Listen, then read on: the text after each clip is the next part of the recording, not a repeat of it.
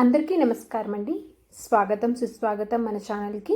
ఈరోజు వీడియోలో సంకటహార చతుర్థి వ్రతకథ గురించి వివరించబోతున్నాను. మానవుల కష్టాల నుండి గట్టెక్కించేది సంకటహార చతుర్థి వ్రతము. గణపతికి అత్యంత ప్రీతిపాత్రమైన తిథుల్లో ప్రధానమైనది చవితి తిథి. అయితే ఈ చవితి లేదా చతుర్థి పూజని రెండు రకములుగా ఆచరిస్తారు. మొదటిది వరద చతుర్థిగాను, రెండవది సంకష్టహార చతుర్థిగాను ఆచరిస్తారు.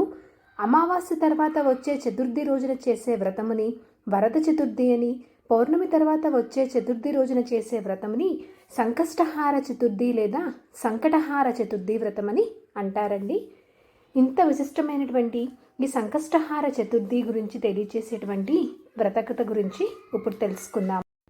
ఒకానొక నాడు ఇంద్రుడు తన విమానంలో భృగుండి అనే ఋషి దగ్గర నుంచి ఇంద్రలోకానికి తిరిగి వెళ్తుండగా గర్సైన్ అనే రాజు రాజ్యం దాటే సమయంలో అనేక పాపములు చేసిన ఒకానొక వ్యక్తి ఆకాశంలో పయనించే ఆ విమానంపై దృష్టి సారించాడు. అతని దృష్టి సోకగానే ఆ విమానం చటుక్కున భూమిపై అర్ధాంతరంగా ఆగిపోవటం జరిగింది.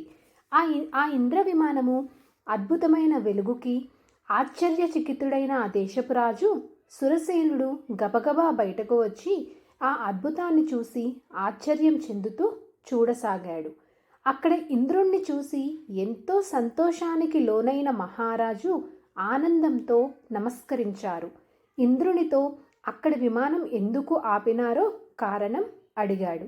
అప్పుడు ఇంద్రుడు, ఓ రాజా, మీ రాజ్యంలో పాపాలు అధికంగా చేసిన వ్యక్తి ఎవరిదో దృష్టి సోకి విమానం మార్గ మధ్యంలో అర్ధాంతరంగా ఆగింది అని చెప్పాడు. అప్పుడు ఆ రాజు, అయ్యా, మరి మళ్ళీ ఆగిపోయిన విమానం ఎలా బయలుదేరుతుంది అని అడిగాడు వినయంగా. అప్పుడు ఇంద్రుడు, ఇవాళ పంచమి, నిన్న చతుర్థి.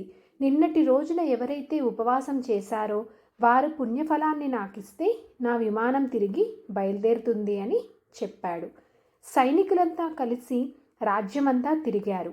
అన్వేషిస్తూ ఒకరైనా నిన్నటి రోజున ఉపవాసం చేసిన వారు కనపడకపోదురా అని చూశారు. కానీ దురదృష్టవశాత్తు అలా ఎవ్వరూ దొరకలేదు. అదే సమయంలో కొందరు సైనికుల దృష్టిలో ఒక గణేష దూత వచ్చి మరణించిన స్త్రీ మృతదేహాన్ని తీసుకువెళ్ళడం వారికి కనపడింది. అప్పుడు సైనికులు వెంటనే ఎంతో పాపాత్మురాలైన ఈ స్త్రీని ఎందుకు మీరు గణేష లోకానికి తీసుకువెళ్తున్నారు అని వారిని ప్రశ్నిస్తారు. దానికి గణేష దూత, నిన్నంతా ఈ స్త్రీ ఉపవాసం ఉంది, తెలియకుండానే ఏమీ తినలేదు. చంద్రోదయం అయిన తర్వాత లేచి కొంత తిన్నది. రాత్రంతా నిద్రించి చంద్రోదయ సమయాన నిద్రలేచి కొంత తినటం వల్ల ఆమెకి తెలియకుండానే సంకష్ట చతుర్థి వ్రతం చేసింది. ఈరోజు మరణించింది అని చెప్పారు. అంతేకాక ఎవరైనా తమ జీవిత కాలంలో ఒక్కసారైనా ఈ వ్రతం చేస్తే వారు గణేష లోకానికి కానీ స్వనంద లోకానికి కానీ చేరుకోవడము మరణానంతరం తథ్యమని చెప్తారు. గణేశుని దూతని అప్పుడు సైనికులు ఎంతో బతిమలాడతారు. ఆ స్త్రీ మృతదేహాన్ని తమకు ఇమ్మని, అలా చేస్తే విమానం తిరిగి బయలుదేరుతుంది అని ఎంతో చెప్తారు. ఆమె పుణ్యఫలాన్ని వారికి ఇవ్వటానికి గణేశుని దూత అంగీకరించరు. ఆమె దేహంపై నుండి వీచిన గాలి ఆ విమానం ఆగిపోయిన చోట చేరి విస్ఫోటనం కలిగించింది. మృతదేహం పుణ్యఫలం పొందినది కావటం వలన ఆ దేహాన్ని తాకిన గాలి సైత్యం పుణ్యం పొందింది. దాని వలన ఇంద్రుని విమానం బయలుదేరింది అని చెప్పవచ్చు. ఈ కథ సంకష్టహార చవితి ప్రాముఖ్యతని, ఆధ్యాత్మిక విలువలతో పాటు సంకష్ట చవితి ఉపవాసము మొదలైన విషయాలని తెలుపుతున్నది.